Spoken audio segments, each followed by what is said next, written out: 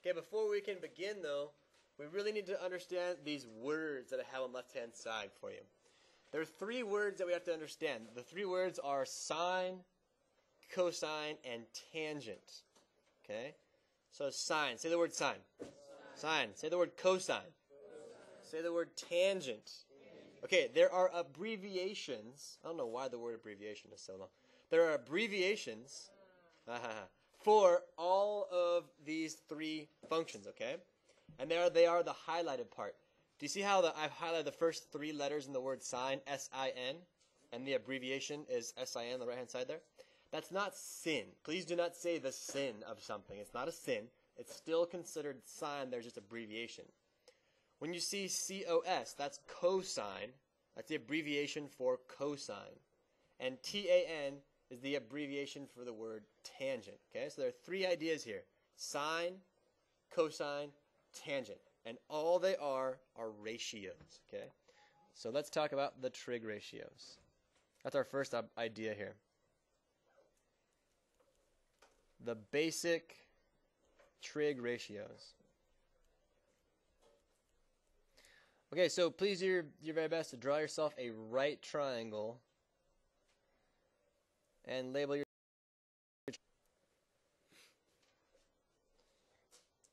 Okay, if I am focusing only on angle A,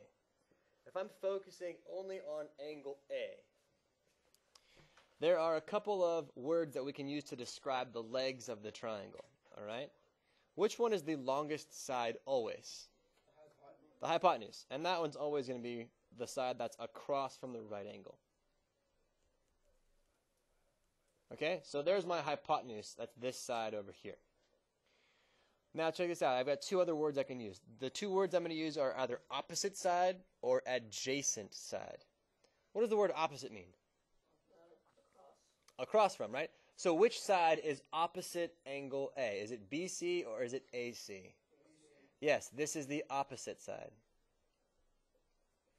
This is the opposite side to angle A. Now, why is it important that I say to angle A? Yeah, very good. It's the adjacent side to angle B. Good. So, what is the adjacent side to angle A? AC.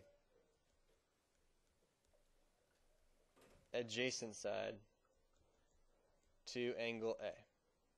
So I have these three key words here. I have the hypotenuse, I have the opposite side, and I have the adjacent side. Everyone okay with that part? Yeah. Okay, good. Let's define all of these, sine, cosine, and tangent. They're very, very, very straightforward, very, very simple. Okay? So the sine of angle A, this is how you read that, the sine of angle A. The sine of angle A is defined to be the ratio of the opposite side divided by the hypotenuse. So the sine is opposite over hypotenuse. Notice that this is just a ratio. That's all it is. All these are just ratios. Okay? So the sine of angle A is the opposite side over the hypotenuse. Let's talk about the cosine of angle A. The cosine of angle A is the adjacent side, and I'll abbreviate that, adjacent over hypotenuse. And again, it's just a ratio. That's all it is, just a ratio. Okay, so we've done opposite over hypotenuse, we've done adjacent over hypotenuse. What's the only one that we haven't done yet? Tangent, yeah. So the tangent of angle A is the opposite side, the ratio of the opposite side divided by the adjacent side. And again, all that is just a ratio. So each of these are just ratios. So sine of angle A is the opposite over hypotenuse. Cosine of angle A is the adjacent over hypotenuse. And the tangent of angle sine of angle A. If I ask you to look at this picture and figure out the sine of angle A, what ratio would you set up to figure out the sine of angle A? Yeah, Jared. Sine of angle A is defined to be 5 divided by 13. And if we figure out that ratio in our calculator, so take your calculator and what is 5 divided by 13 as a ratio? We're going to round to 2 decimal places, okay? There you go, 5 divided by 13. And you should get 0.38. So, or about 0.38. Okay, good. What about the cosine of angle A? The cosine of angle A, so this is my angle A. The cosine is the adjacent over the hypotenuse. So that should be 12 over 13.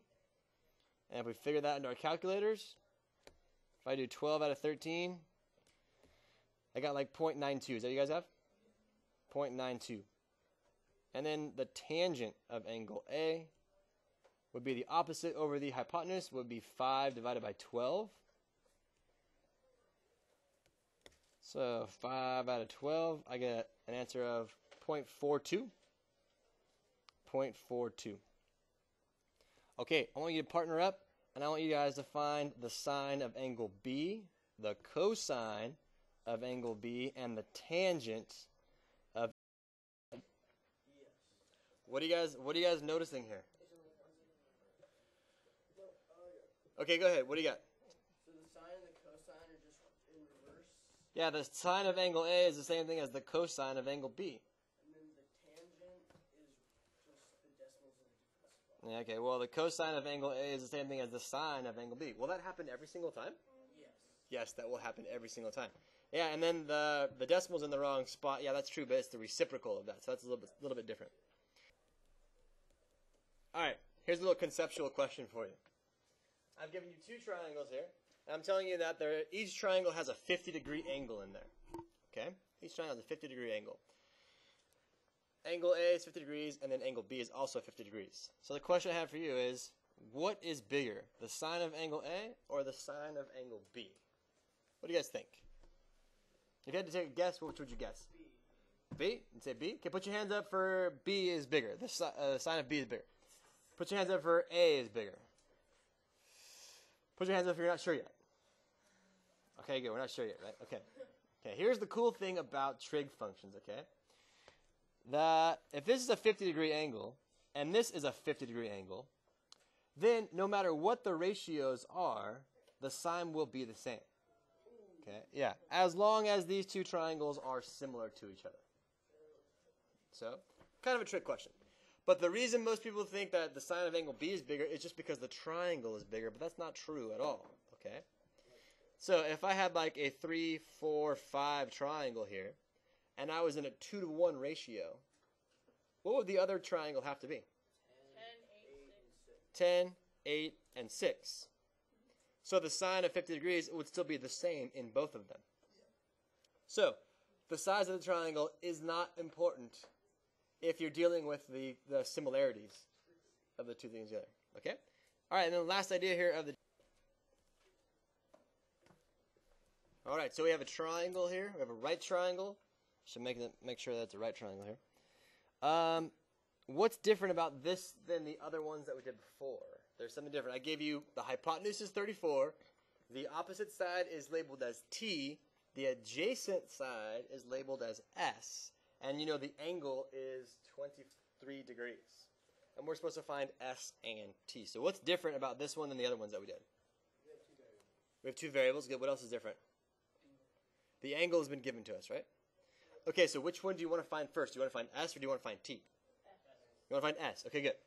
So check it out. Here is our angle.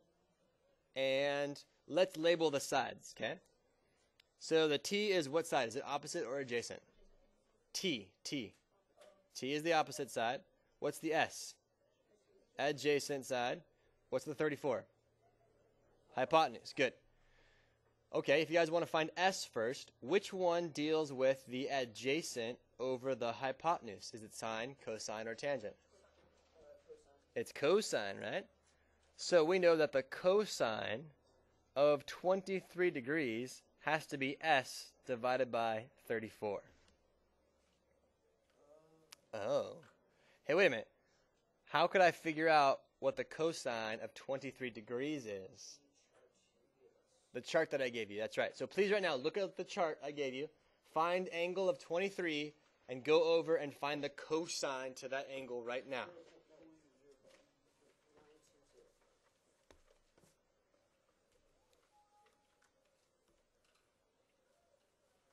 Okay. What's the cosine of 23 degrees? 0.9205. Good. equals s divided by 34. So how do I solve for s? What do I do? Multiply both sides by what? By 34. You got it. So s is just 34 times 0.9205. So s is approximately, what would that be? 31.30. All right, 31.30. Good. Now I know what s is. How can I solve this thing for t? What would I use? I would use the sine. Very good. So I could say that the sine of 23 degrees has to be t divided by 34. So how much is the sine of 23 degrees? Let's look it up on our chart. What did you get, Rocio? 0.3907. Can someone verify that? Yep. 3907 is equal to t divided by 34. So we take 34 and we multiply it by 0.3907, and that should give us t. So t is approximately 13.3.